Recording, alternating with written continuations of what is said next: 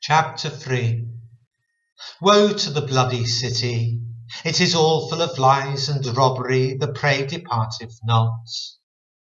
The noise of the whip, and the noise of the rattling of the wheels, and of the prancing horses, and of the jumping chariots.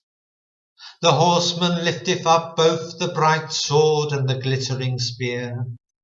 And there is a multitude of slain, and a great number of carcasses, and there is none end of their corpses, they stumble upon their corpses. Because of the multitude of the whoredoms of the well-favoured harlot, the mistress of witchcrafts, that selleth nations through her whoredoms, and families through her witchcrafts. Behold, I am against thee, saith the Lord of hosts, and I will discover thy skirts upon thy face, and I will show the nations thy nakedness, and the kingdoms thy shame. And I will cast abominable filth upon thee, and make thee vile, and will set thee as a gazing stock. And it shall come to pass, that all they that look upon thee shall flee from thee, and say, Nineveh is laid waste. Who will bemoan her? When shall I seek comforters for thee? Art thou better than the populous known, that was situate among the rivers, that had the waters round about it, whose rampart was the sea, and her wall was from the sea? Ethiopia and Egypt were her strength, and it was infinite. Put and Lubim were thy helpers. Yet was she carried away, she went into captivity. Her young children also were dashed in pieces at the top of all the streets. And they were cast lots for her honourable men, and all her great men were bound in chains.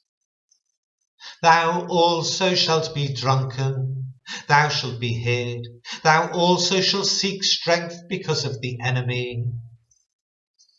All thy strongholds shall be like fig trees with the first ripe figs. If they be shaken, they shall even fall into the mouth of the eater. Behold, thy people in the midst of thee are women. The gates of thy land shall be set wide open unto thine enemies. The fire shall devour thy bars. Draw thee waters for the siege, fortify thy strongholds. Go into clay and tread the mortar, make strong the brick kiln. There shall the fire devour thee, the sword shall cut thee off, it shall eat thee up like the cankerworm. Make thyself many as the cankerworm, make thyself many as the locusts. Thou hast multiplied thy merchants above the stars of heaven.